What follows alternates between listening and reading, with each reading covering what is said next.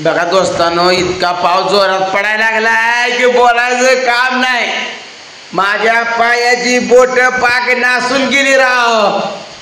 काय करायचं? होय होय. मग आता काय करायचं बापू, सगळं तयार सांडीतनं पाणी निघालं या. हो, शाळा बंद आहे या, डांबरीवनी पाणी पडतंय, सगळं रस्तं बंद आहे, सगळं रस्तं बंद आहे. दोस्तानो, आमच्याकडे लय मोठा पूर आलाय, तळ गच्च भरून वाहतय, बोलायचं काम नाही. काय करायचं? आज मसरांना चारा नाही बघा दोस्तानो, मसर आज बांधून ठेवली. काय मोना माझी पाय चोळायला लागली बघा, माझ्या पायाची बोट पाक नासून गेली आणि बापू काय पाय चोळत नाही बघा. बापू बी चोळायला लागला पाय बघा. हे माझी लेकरायची लय भारी देव आहे. दोनच लेकरायची पण नाद करायचा नाही, पाय काय चोळतील बघा. अशी माया लागते राव दोस्तानो, खरंच मोनाची आणि बापूची माझ्यावर लय माया. चांगलं काय चोळा, आणि त्याला आता आपण औषध लावूया ते बोटासनी. हा, तेल लावायचं, झेंडू बाम. दोस्तानो, तुमच्याकडे पाऊस पडलाय का? तुमच्याकडे ढग फुटलाय का? आमच्याकडे तर रात्री ढग फुटला होता. मग आमच्याकडे ढगफुटीसारखा पाऊस आहे बघा.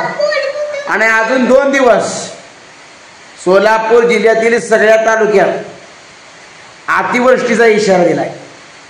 आणि त्यामुळं नागरिकांनी कामानिमित्तच बाहेर पडा, अन्यथा बाहेर पडू नका. आणि लहान लेकरं सोन्यासारखी ही तर शाळेत अजिबात लावू नका, कारण का वाड्यातनं ही लेकरं लहानपणी जाते, ती पालकांची जबाबदारी आहे. एकाच बारला वाहून जाण्याची शक्यता असते, त्यामुळे शाळेत जायचं 2 दिवस बंद करा. उद्या तर काय सुट्टीच असेल का? उद्या रविवार असेल आहे ना?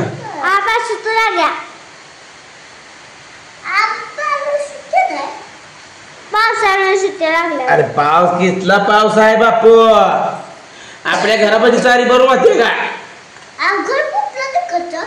हा, मग काय, आपल्या घरापासून चारी गच भरून चालली.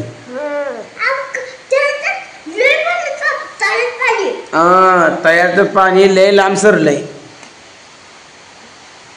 काय करायचं? आमची मोना तर आहे नुसती खोडकर आहे बघा, हातात चाप घेते आणि बापूला टोचवते. असंच ना बापू?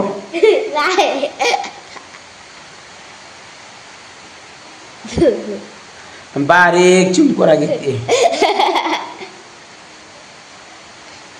दोस्तानो, अजून पाऊस चालूच आहे आणि आमच्या या कोपऱ्यातनं घर गिळायला लागली, पळून पिवायला लागलाय. काय सांगायचं?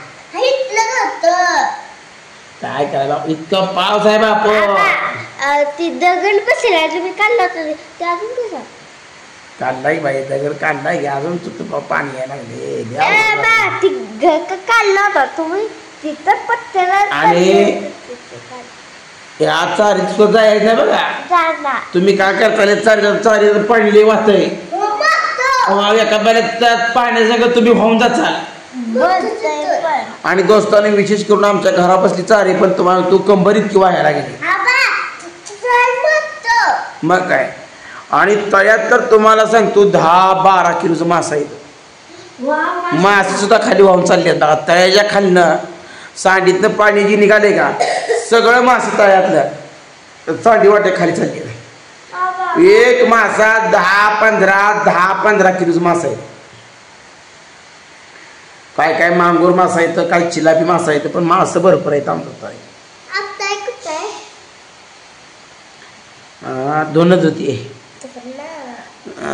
काय बापू, लय टेन्शन आले मला बापू. ये इकडे बापूला, डोकं बिकं जरा चोळत येईल का आम्हाला आपल्या. हा ना बापू, काय बापू, हा असं मशागत केल्या जरा बरं वाटतंय ना, बरं वाटतंय ना, बरं वाटतंय ना. अरे जमान लागा ही करायला तुम्ही लागा मारताय मला लागा. मोना तुझं दात पडले की मोना ग? मोना बुतरी झाली रे. नाही तर तुझं कसं पाहिजे बार काय तू अजून शाळेत जात नाही.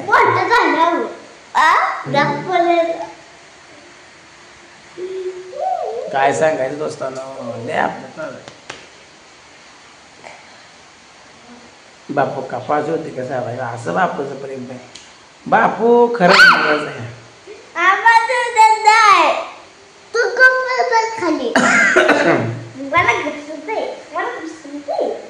अरे भांडण करू नका लागा ना भांडण करू ना. पाऊस लय आलाय पाऊस लय आलाय काय करायचं. मी आता काय सुद्धा करत नसतो. मी आता झोपणार आहे बाप्पा आता इथं निवांत की. मी आता कुठं काम करत नसतो काय करत नसतो. ए चार्जर पाडतील बाप्पू आणू मोना आहे मोना. करंट लागला काय म्हणते मुलगी. बापू बरं आहे का. अभ्यास करा घरी. शाळा बंद आहे म्हणून तुम्ही बसू नका. अभ्यास करायचा 1-2 म्हणायचं 100 पदो. मग येतं तुला म्हणायला म्हण बघू. 1 2 3 4 5 6 7 8 9 10 11 12 कशी म्हणतील बापू असा अभ्यास करावा लागतो बघा. 18